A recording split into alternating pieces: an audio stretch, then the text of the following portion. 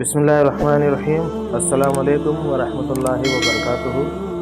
دوستوں، آج ہم جانیں گے حضرت آدم علیہ السلام کے واقعے کا دوسرا اہم حصہ، جو کہ آدم علیہ السلام، حضرت حوا علیہ السلام کا جنت میں قیام اور شیطان کس طرح سے دھوکہ دیتا ہے، اور حضرت آدم علیہ السلام اور حوا علیہ السلام جنت سے زمین تک کیسے آتے ہیں۔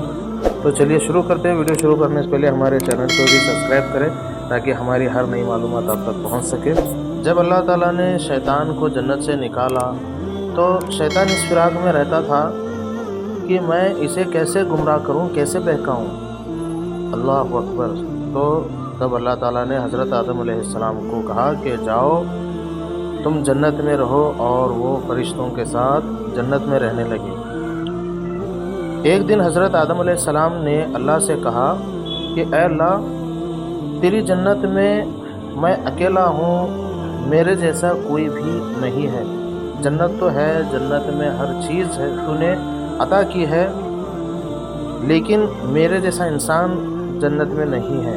تو اللہ تعالیٰ نے حضرت آدم علیہ السلام پر اونگ طاری کی، یعنی کہ نیند طاری کی۔ اس کے بعد حضرت آدم علیہ السلام کی بائیں پسلی سے حضرت حوا علیہ السلام کو پیدا فرمایا۔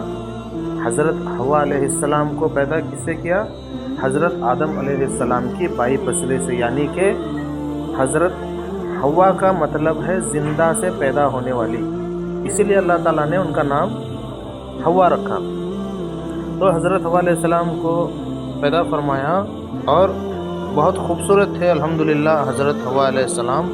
اس کے بعد حضرت آدم علیہ السلام اور حضرت حوا علیہ السلام کا دونوں کا اللہ تعالیٰ نے نکاح کر دیا جنت میں۔ جب اللہ تعالیٰ جب حضرت آدم علیہ السلام اور حوا علیہ السلام جنت میں تھے، اسی وقت دونوں کا فرشتوں کے سامنے نکاح کر دیا گیا تھا۔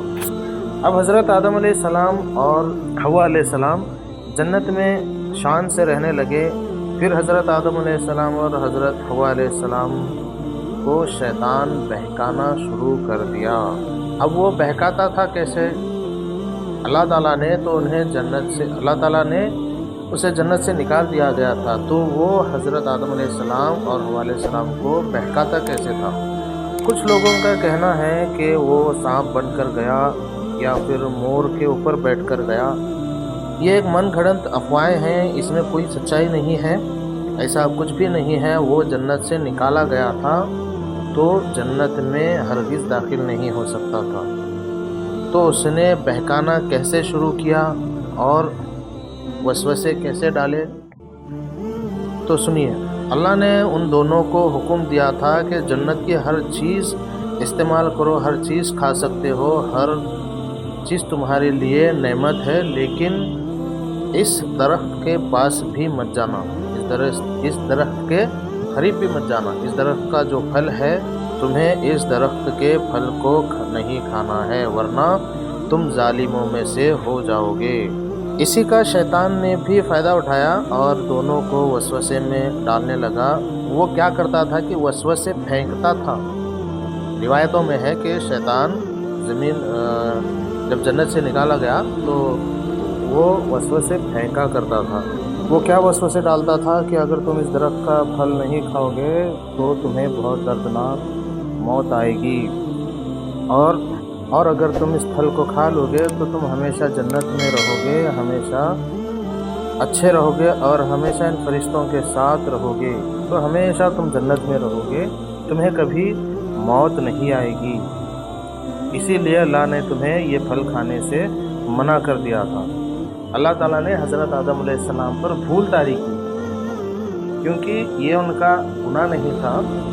اللہ تعالیٰ نے جب آدم علیہ السلام کو پیدا کرنے سے پہلے کیا فرمایا تھا کہ میں دنیا میں ایک انسان کو خلیفہ بنا کر بھیجنے والا ہوں، تو اسی لیے انہیں دنیا میں تو آنا تھا۔ تو اللہ تعالیٰ اسی لیے ان پر ایک بھول سی طاری کی، جیسے کہ رمضان المبارک میں ہم روزے رہتے ہیں، تو روزے میں کبھی غفلت سے غلطی سے پانی پیتے ہیں یا کچھ کھا لیتے ہیں کہ بھئی بعد میں یاد آتا ہے کہ بھئی میں روزہ تھا، غلطی سے، اسے بھول کہتے ہیں۔ ہم جان بوجھ کر نہیں کرتے، لیکن غلطی سے کر دیتے ہیں۔ تو ایسی ہی حضرت آدم علیہ السلام پر भूल तारी हो गई, उन्होंने वो फल खा लिया। और जबकि उन्होंने वो फल खा लिया और उन दोनों ने जन्नती लिबास पहना हुआ था, जैसे ही फल खा लिया तो जन्नती लिबास उतर गया और दोनों को हया आने लगी। और एक बात, हज़रत आदम अलैहिस्सलाम पर यानी कि गलती से उन्होंने खा लिया था तो उन्हें जन्नत से निकाल दिया गया। एक पॉइंट की बात है, हम लोगों के लिए ये एक इबरत का निशान है, एक हमारे लिए सबक है। जब हज़रत आदम अलैहिस्सलाम अल्लाह ने उन्हें अपने हाथों से तैयार किया था, उन्हें अल्लाह ताला ने ख़ुद बनाया था, तो उनसे गलती हो गई तो अल्लाह ताला ने उन्हें जन्नत से दुनिया में भेज दिया। तो सोचिए कि हम गुनहगार लोगों का आलम क्या होगा।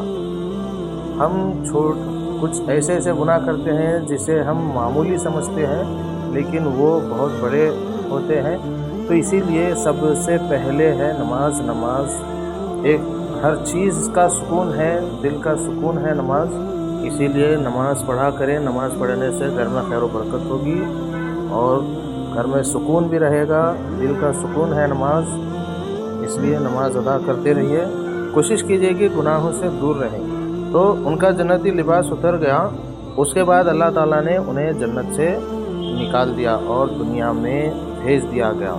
उसके बाद अल्लाह ताला ने उन दोनों को ज़मीन पर उतार दिया। हज़रत आदम अलैहिस्सलाम को कहाँ उतारा? हिंद में, श्रीलंका में, जो कि आज पहले हिंदुस्तान में ही था श्रीलंका, अब अलग है, वहाँ पर उतारा गया। और हज़रत आदम अलैहिस्सलाम को जिद्दा में उतारा गया।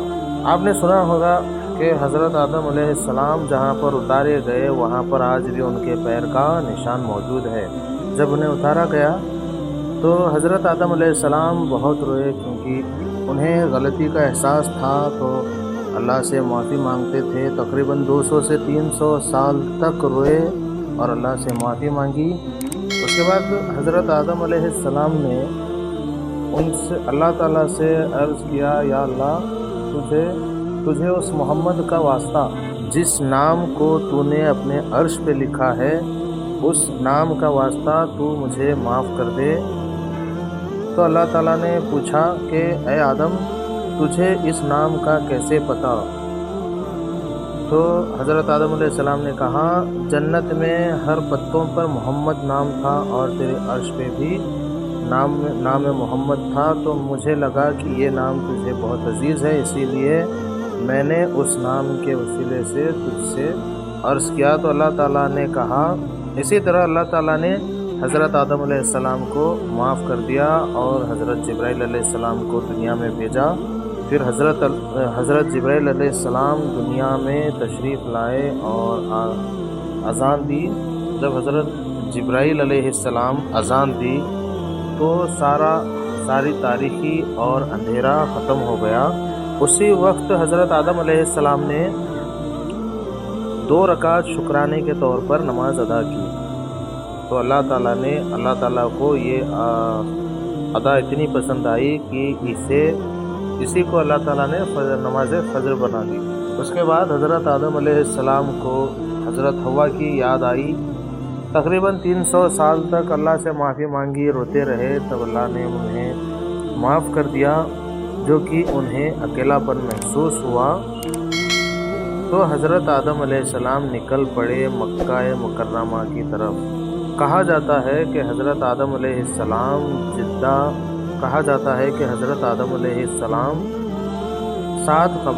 7 कदमों में हिंदुस्तान से मक्का तो मुकर्रमा पहुँच गए। जहाँ पे हव्वा अलैहिस्सलाम थे वहाँ पे उनके 7 कदम काफ़ी थे, वो 7 कदम पर पहुँच गए। हमारे नसीब तो देखो, हम उस हिंदुस्तान में है जहाँ पर अल्लाह ताला ने पहला इंसान उतारा और पहली अज़ान भी हिंदुस्तान में हुई और पहला हाजी भी हिंदुस्तान से मक्का तो मुकर्रमा में चला गया। और एक बात बताता चलो, उनकी हाइट 90 फीट और सीना 40 फीट चौड़ा था। इतने लंबे थे कि हम अगर आज के दौर में देखें तो सर को पूरा ऊंचा करके देखना पड़ेगा तो भी वो नज़र नहीं आएंगे। इतनी हाइट थी 90 फीट और 40 फीट सीना। आज के इस दौर में ज़्यादा से ज़्यादा 6 से 7 फीट बहुत लंबा हो गया। तो उस दौर में जब अल्लाह ताला ने उन्हें पैदा फरमाया था 90 फीट हाइट थी और 40 फीट का सीना। तो इस तरह से और हवा अलैहिस्सलाम से मिले, दोनों मिलकर रहने लगे। इसके आगे का वाक़या इंशाअल्लाह ताला हम अगली वीडियो में लेकर आएंगे कि हज़रत आदम अलैहिस्सलाम और हवा अलैहिस्सलाम दुनिया में कैसे रहने लगे, क्या कारोबार करने लगे, कैसे खाना पीना, कैसी शुरुआत हुई, कैसे बच्चे हुए और तादाद कैसे बढ़ने लगी। तो इसके आगे की हम अगली वीडियो में बताएंगे इंशाअल्लाह। मालूमात पसंद आई हो अगर तो लाइक करें, दोस्तों में शेयर करें। अगर आपका कोई सवाल है तो कमेंट में पूछ सकते हैं, इंशाअल्लाह ताला आपके हर सवाल का जवाब मिलेगा। और चैनल को सब्सक्राइब ज़रूर करें ताकि हमारी हर मालूमात आप तक पहुंच सके। अस्सलामु अलैकुम व रहमतुल्लाहि व बरकातुहू।